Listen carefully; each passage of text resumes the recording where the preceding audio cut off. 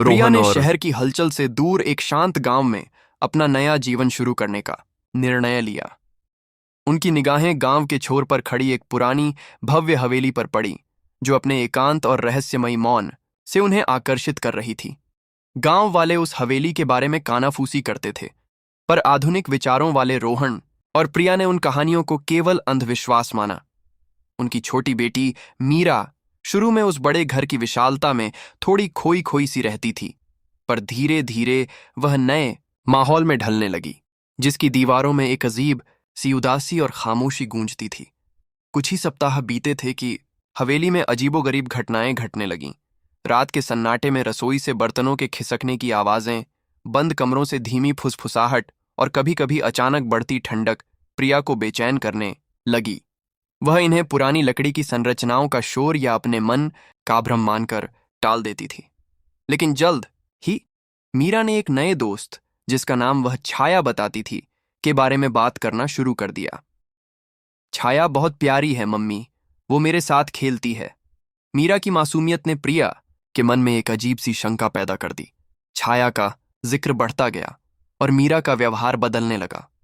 वह अक्सर खाली जगह की ओर देखकर हंसती या कभी कभी डरी हुई सी दिखती थी, जैसे कोई अदृश्य शक्ति उसे डांट रही हो। घर में ठंडक असहनीय हो जाती, भले ही बाहर धूप खिली हो। प्रिया ने महसूस किया कि जब भी मीरा छाया के बारे में बोलती, हवेली में एक अजीब सा भारीपन और नकारात्मकता छा जाती। एक रात प्रिया ने मीरा के कमरे से डरावनी फुसफुसाहट सुनी। जब वह अंदर गई तो मीरा नींद में बड़बड़ा रही थी, नहीं, मुझे नहीं करना। कमरे में कोई नहीं था, पर हवा में एक सड़ी हुई पुरानी गंध थी, जिसने प्रिया के रोंगटे खड़े कर दिए। रोहन अभी भी इन घटनाओं को मीरा की कल्पना या पुरानी हवेली की सामान्य आवाजें मान रहा था, पर प्रिया की चिंता भय में बदल रही थी। एक दोपहर रसोई में काम करते हुए प्रिया ने अपनी पीठ पर ठंडे हाथों का स्पर्श महसूस किया। मुड़कर देखा तो कोई नहीं था। अगले ही पल शेल्फ पर रखी चीनी मिट्टी की प्लेटें हवा में उछलकर फर्श पर टूट गईं। प्रिया की चीख सुनकर रोहन भागा आया और बिखरे टुकड़ों को देखकर वह भी सन्न रह गया। यह सिर्फ एक संयोग नहीं हो सकता था। उन्होंने घर में पूजा पाठ करवाने का सोचा, पर गांव का कोई भी पुजारी उस हवेली का नाम सुनकर ही आने से मना कर देता था। मीरा की हालत दिन ब दिन बिगड़ती जा रही थी। वह अब अक्सर चुपचाप डरी सहमी रहती और रात में बिस्तर पर बैठे बैठे दीवार की ओर एकटक घूरती रहती। उसकी आंखें हमेशा सूजी हुई होती थीं, जैसे उसने कई रातों से नींद न ली हो। एक रात जब पूरा परिवार गहरी नींद में था, मीरा के कमरे से एक भयानक, दिल दहला देने वाली चीख सुनाई दी। रोहन और प्रिया भागे हुए उसके कमरे में पहुंचे तो उन्होंने देखा कि मीरा बिस्तर पर बुरी तरह कांप रही थी और कमरे में उसके खिलौने हवा में तैर रहे थे। कमरे के कोने में एक काली अस्पष्ट आकृति खड़ी थी, जो पलक झपकते ही गायब हो गई। उस रात रोहन ने भी उस भयानक छाया को अपनी आंखों से देखा था और उनका सारा संदेह हमेशा के लिए मिट गया। अपनी बेटी की जान बचाने के लिए वे तुरंत गांव के सबसे बुजुर्ग व्यक्ति राम काका के पास गए। राम काका ने पहले तो उस हवेली की कहानियों को बताने से इनकार कर दिया, पर जब उन्होंने मीरा की बिगड़ती हालत का जिक्र किया तो राम काका ने गहरी सांस ली और बताया कि सदियों पहले उस हवेली में एक क्रूर जमींदार रहता था। उसकी एक छोटी बेटी थी, जिसका नाम छाया था। गंभीर बीमारी के कारण जमींदार ने अपनी बेटी को हवेली के एक गुप्त कमरे में बंद कर दिया था, जहां वह अकेली मर गई थी। गांव वालों का मानना है कि उसकी आत्मा आज भी उस हवेली में भटकती है और छोटे बच्चों को अपना साथी बनाने की कोशिश करती है। यह खौफनाक सच सुनकर प्रिया और रोहन के रोंगटे खड़े हो गए।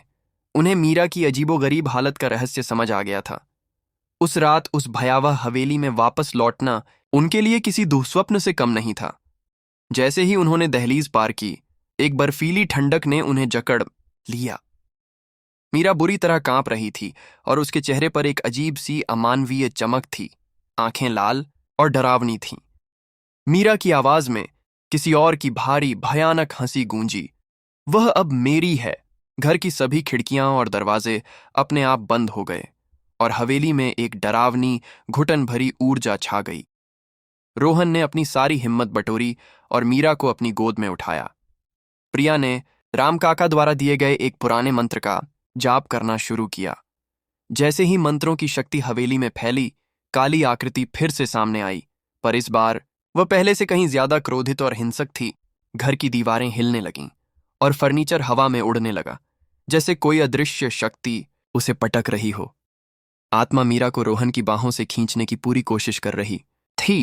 प्रिया ने पूरी ताकत से मंत्रों का जाप जारी रखा और रोहन ने मीरा को कसकर पकड़ रखा था। वे जानते थे कि अगर वे यहां से नहीं निकले तो वे सब हमेशा के लिए उस हवेली के अंधेरे जाल में फंस जाएंगे। आखिरकार एक भयानक चीख के साथ आत्मा कुछ पलों के लिए कमजोर पड़ गई। इसी पल का फायदा उठाकर रोहन और प्रिया मीरा को लेकर हवेली से बाहर भागे।